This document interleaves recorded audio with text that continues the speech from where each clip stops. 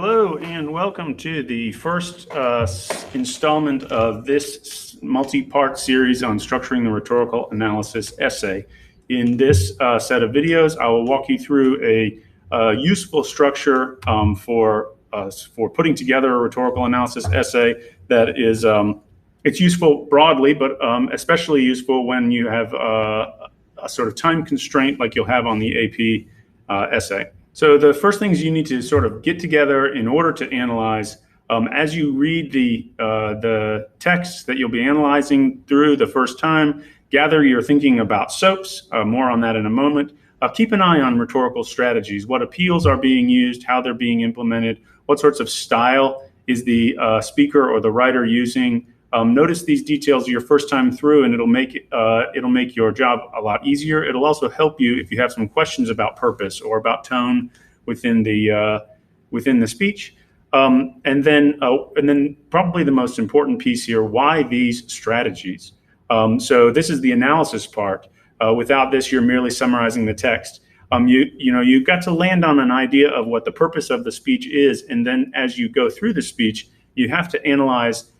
Not just by identifying strategies that the author's using, but then also linking back with your explanation how these strategies, in particular in this context, are effective at proving this point or making this purpose meaningful, whatever the author is or the speaker is trying to achieve. Answer how the rhetorical strategies help the author achieve the purpose. Answer why does the author choose this strategy for this particular audience, for this particular occasion. So generalities here are not very useful. And so really sort of locking in the idea of what's going on in this speech for this context. And with that in mind, the first thing that you want to sort of really get a handle on is the rhetorical context of the speech. And a useful sort of mnemonic for this is to remember SOAPs. Who is giving the speech? So speaker, who is giving the speech? What do we know about him or her? It's not necessarily enough to know the name of the speaker. Consider who that speaker is and why it is that that speaker is to be believed, to be trusted, how that speaker has expertise on whatever subject that they're addressing. The next piece is occasion, and this can be the immediate occasion of the speech. It can also be the sort of broader occasion of the speech. So the immediate occasion of the speech or the text is, in what situation is that speech being given? What does it look like as that speech is being given? Who is in front of the speaker? Who is the immediate sort of surrounding? But also the broader context for the speech, which means what happened just before this that prompted the speech, and also what's happening in the world that plays a part at the time that the speech is given, that plays a part in the meaning for this speech. Audience, of course, is to whom the speech is directed. Sometimes we're the implied audience. Oftentimes for the AP exam, we won't be the implied audience. You'll get a speech or a text that was written many years ago for an audience that was involved in the occasion, was sort of context specific. Consider also whether or not the speech has a primary audience and a secondary audience. So the primary audience might be the people who are listening originally. The secondary audience could be applied or historical. Sometimes, often, and in this speech that we'll look at here first, I think that there are primary and secondary audiences that the speaker is addressing, that the speaker might have one purpose with regards to one group of people and a secondary purpose with regards to another group of people, and that actually part of the power of the speech comes from the way that he or she blends those two purposes together. And I've been saying this word purpose. What does the speaker hope to achieve? Purpose is always the thing that the speaker is hoping will be different at the end of the speech. So if you're thinking about audiences, you can think about how the speaker hopes the audience will view the world differently, how they hope that the audience might behave differently, what do they hope that the audience will do or think or believe at the end of the speech, or possibly what do they hope to achieve as an outcome of this speech. And be specific here. Once again, this purpose is linked to this speaker and this audience and this occasion. General purposes are not very useful here, and use strong verbs. And if you make reference to the resources section that I included, there is a page, a notes page about using strong verbs, and it includes a lot of really strong examples of strong analysis verbs. Use that sheet until you grow more comfortable generating these purpose verbs on your own. And lastly, and sort of incidentally, the subject. What is the actual speech about? Which means what is the speaker talking about in this speech, literally and objectively? This is different than the purpose, which is sort of the outcome of the speech. The subject matter are the facts on the ground that the speaker is addressing. In order to practice, I hope that you have read JFK's speech once through.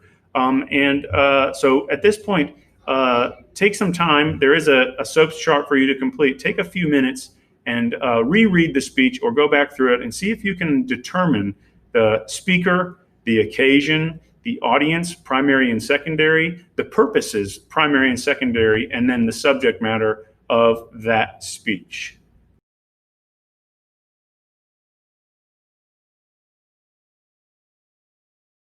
Okay, so I hope you had some time to try this on your own, and you can just compare your own notes to the notes that I have here. The speaker, JFK, he's the president at the time. That's something that's given to us in the context.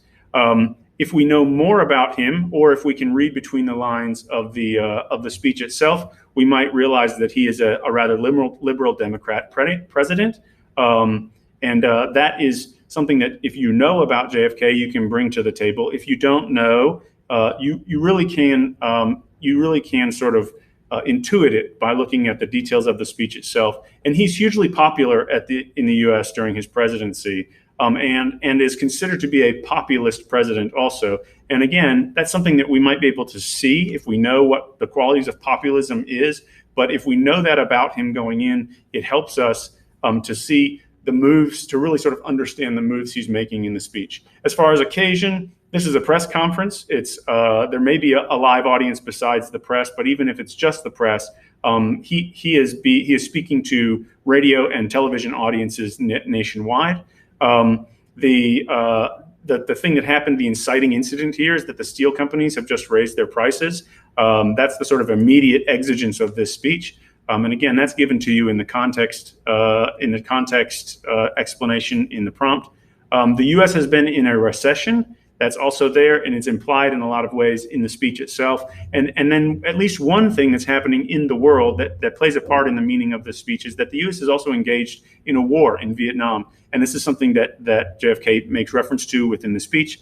And so you can think about this as the sort of historical occasion and the sort of immediate occasion of this speech. The subject here, steel prices. He's going to be talking about steel prices, and in particular, that thing that happened the day before when the steel companies all suddenly raised their prices at the same time.